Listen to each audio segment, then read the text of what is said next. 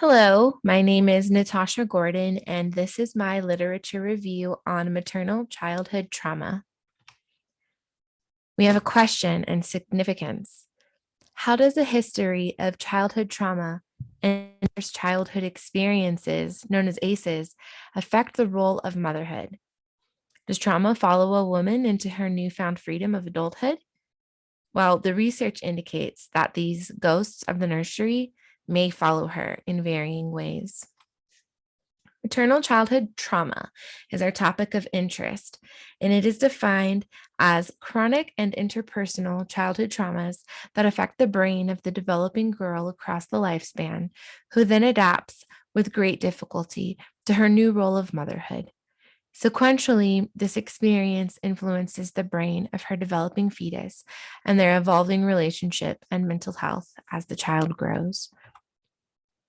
There are key concepts and frameworks researchers have looked into. We're going to just cover a few, such as various definitions of trauma, attachment, parenting styles, and formation of maladaptive schemas, neurobiological avenues for intergenerational transmission of trauma, effects in infant, child, and mother, policy implications, and lastly, the research limitations and future research. The search for a credible trauma definition. Well, there is no universal definition for trauma. Some people want what they believe to be a credible source. They may look in things such as the Diagnostic and Statistical Manual of Mental Disorders, the DSM-5, or perhaps the International Classification of Diseases, the ICD-11. There have been arguments over the subjective experience versus the objective experience. Currently, the DSM-5 does not include the subjective experience. We also have people who argue between a terminology of disorders versus just listening to the experience of the survivor without necessarily needing to diagnose a disorder. We have two frames of mind of looking at someone as what's wrong with you versus what happened to you. Well, when we only look at objective definitions of trauma, we are not necessarily including child abuse and psychosocial stressors because those are subjective accounts. There may not be, violence or danger, necessarily objectively. But there is evidence that these types of events maladaptively alter stress regulation systems in the brain, the body's physiology, and the individual's worldview and view of themselves and their relationships. Many researchers believe that discounting the subjective component causes great harm. The Siegel Institute defines trauma as extreme stress that overwhelms a person's ability to cope being key. The subjective experience of objective events determine when an event is traumatic, because when the emotional and psychological components are not integrated into an individual's experience, it causes lifelong maladaptive effects. It is also important to look at the various sources and durations of trauma, such as the dose-response relationship. The higher the dose, the more prolonged and chronic the trauma, and especially when it's intentionally inflicted from one's own parents, there is an increased likelihood of damaging effects.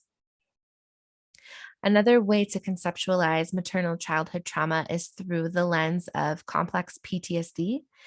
It is no longer in the DSM-5, but it is in the International Classification of Diseases.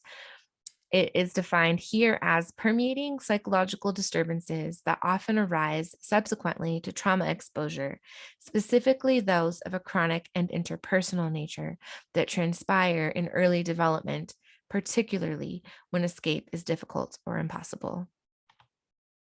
It also has a PTSD diagnostic criteria: avoidance, re-experiencing intrusion, and hyperarousal, as well as disturbances in self-organization, which are affect dysregulation, negative self-concept, and interpersonal difficulties. And lastly, a functional impairment in day-to-day life is also required for this. We can also look at maternal childhood trauma through the lens of attachment trauma, or John Bowlby's attachment theory. He found that a child's emotional hunger for the love and presence of their mother was just as important as their hunger for food. He found there is a strong link between the quality of a mother's care and her child's future mental health. He found that early experiences of attachment create lifelong internal working models or templates of future emotional and cognitive relationship patterns. His coworker, Mary Ainsworth, found 4 distinct styles of attachment: being secure, anxious avoidant, anxious ambivalent, disoriented, or disorganized. Developmental psychologist Diana Baumrand found 4 parenting styles that are closely related to a child's attachment style and behavior. The authoritative parenting style that you see in the top right corner is high in warmth and control, showing the best outcomes. The other 3 styles have maladaptive consequences. The authoritarian parenting is rigid, controlling, punishing, and low in warmth. A lot of abuse can be seen in this corner. A neglectful or uninvolved style is uninterested and absent, low in control and warmth. Abuse has been studied on neglect as well. And lastly, a permissive style, which may be high in warmth, seemingly great, but it is low in control, which is a very necessary component for guiding a young child. Developmental psychologist Young found that poor parenting style results in unsatisfied emotional needs in the child. These cause the development of dysfunctional schemas within them. These schemas are inflexible, automatic, and implicit ways to process experiences, relationships, thoughts, feelings, and behaviors, all of the things that make up psychology. And these maladaptive schemas were found to be consistent throughout life for the most part. They're in 5 domains, and a few of the concepts within each, some of them that might be familiar are abandonment, vulnerability, enmeshment, feeling shame, approval and recognition seeking, and more. Interpersonal trauma with parental figures substantially impedes the capacity to form secure attachments, and it largely contributes to the development of psychopathology. This longing hunger, never met by the caregivers, can cause shattering emotional distress and the feeling of being unbearably alone. This experience is worsened when and if the child allows themselves to accept that the cause of their overwhelm is the attachment person themselves. This is known as horror without resolution. There is a paradoxical response involved. While their body activates their escape system, the fight, flight, freeze, or fawn responses as seen in the right-hand corner, it simultaneously activates their attachment system, which is an intense motivation within the child to find safety in the source of their trauma. It's really sad. There are some neurobiological theories of trauma, and thanks to technological advances in science, we can see the advancement of the science of trauma. We've got imaging going on and whatnot, and we can now see many neurobiological pathways of trauma being discovered to our very own eyes, proving many theories. We're just going to look at 2 right now: epigenetics and the HPA axis stress regulation system. Epigenetics, trauma on a DNA level. Epigenetics is an interplay of environment and early childhood experiences that influence gene expression. Chronic activation of the stress regulation systems of the body cause DNA methylation in the genes, which is DNA modifications that would generally suppress a gene's activity that would otherwise help it respond best to stress and provide a rapid recovery. This DNA methylation process creates dysregulation such that the stress response feedback loop no longer functions adequately. creating an unstable physiological environment in many capacities, as you can see in the image to the right. These traumatic experiences that one might go through create epigenetic signatures within DNA that create a biological memory. Martha Manning is well known for her quote, "The body remembers what your mind forgets." The epigenome is responsible for brain architecture, and it affects multiple organ systems as well, because cells dispense directions to the body for what to do and how to work and how to function. Thus, trauma experiences physically increase one's risk of poor mental and physical outcomes. For better or worse, epigenetic adaptations are not just important to the individual, but to their children, as they are inheritable. The HPA axis is another neurobiological pathway to study trauma. It is a biobehavioral and neuroendocrine system made up of the hypothalamus, pituitary gland, and the amygdala.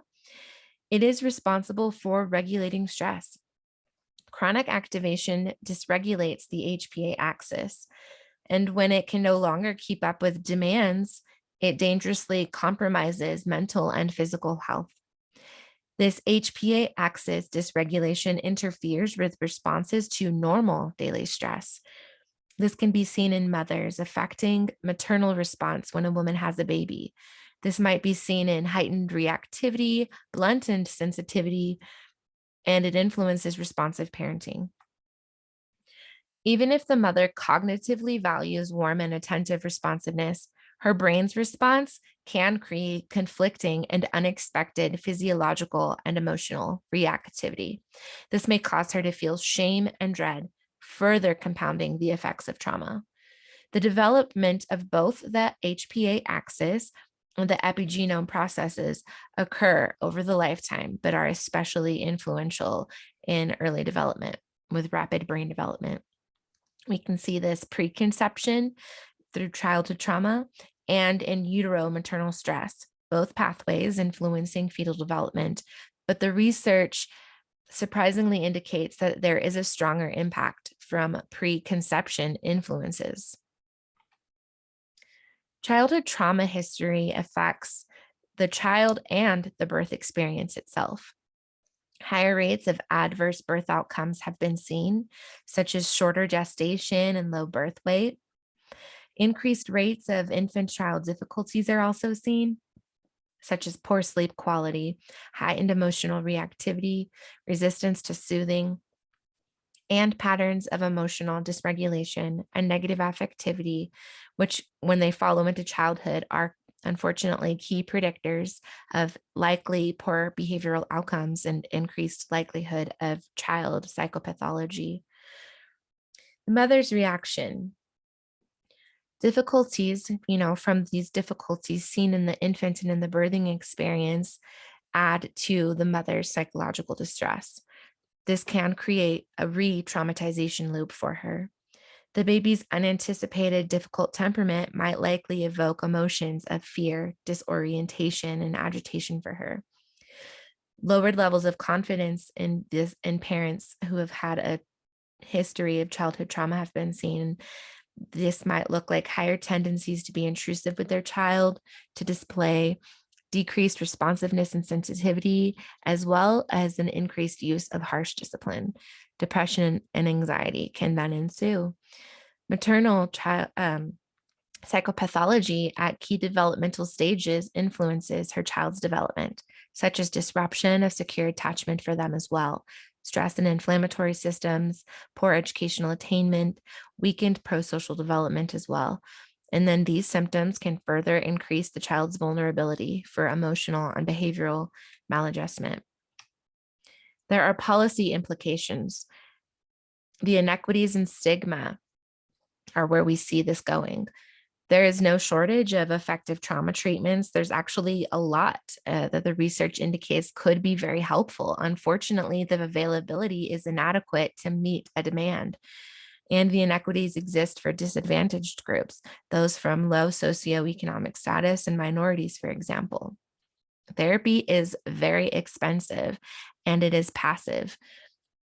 There's pervasive barriers to screening, referral, and treatment, and stigmatization, despite changes, still exist, as well as, the mental health difficulties themselves, preventing individuals from seeking services. Trauma-informed care movement promotes trauma awareness and its consequences systems wide. This is where we can see positive change and hope. We see it in trauma-informed schools, maternal childhood trauma, prenatal screenings, and postnatal home visiting programs such as Family Connects. Early prevention and intervention services are key. There are many trauma-focused therapies that are beyond the scope of this paper, but we're going to look at one, the bottom-up approach that we can see Dr. Bessel van der Kolk is very renowned for promoting. It targets the limbic system, which is the brain area where trauma is processed and stored, and fight, flight, freeze, and fawn are activated. It is pertinent then to integrate a body-based focus in therapy, learning to first feel safe with bodily sensations as compared to the top-down traditional talk and CBT therapies that mostly work on prefrontal cortex areas. Social support and parenting skills are extremely vital, and these can work well in group therapy. Dr. Bruce Perry has a great program that works for trauma-informed schools, and community-based programs where psychoeducation is promoted are very helpful. Doing a cognitive framework, phased a little bit out of a time, and validating a survivor's experience, which can reduce adverse responses greatly. No matter what societal sector is seeking to become trauma-informed, they can use the Substance Abuse and Mental Health Service Administration's model called the 6 Principles of Trauma-Informed Care. And there are limitations to the research. Unfortunately, sometimes the data is not very clear because the terminology is not as clearly operationalized, especially across disciplines. The research focus also should be on more than just mothers. That's a lot of pressure for mothers, but it should be looking at fathers and other caretakers, such as those working in the foster system. Also, the retrospective self-report use has highly been criticized, and longitudinal studies would probably be a lot more valid. There are some that are in the works presently, which is amazing. And the continued use of neurobiological studies for the future and finding more valid cortisol measurements would be a lot more helpful. And lastly, a need for clinical treatments to be translated into specific practices for non-clinical community implementation is where the future of research is going. Lastly, what we can see here is a clear issue. Despite an abundance of academic research, there is severely little public health knowledge of maternal childhood trauma and its pervasive effects. Women need to be informed that their childhood trauma could affect their own mental health, that of their children, the quality of their attachment. And although it is urgent, awareness, prevention, and intervention must be strengths-based, done through trauma-informed care, because the fear and shame models will further traumatize the mother. And lastly, compassionate treatment must be given regardless of if a woman meets diagnostic criteria or not. This needs to happen because these women need healing, and it will change the trajectory of their own life and that of future generations.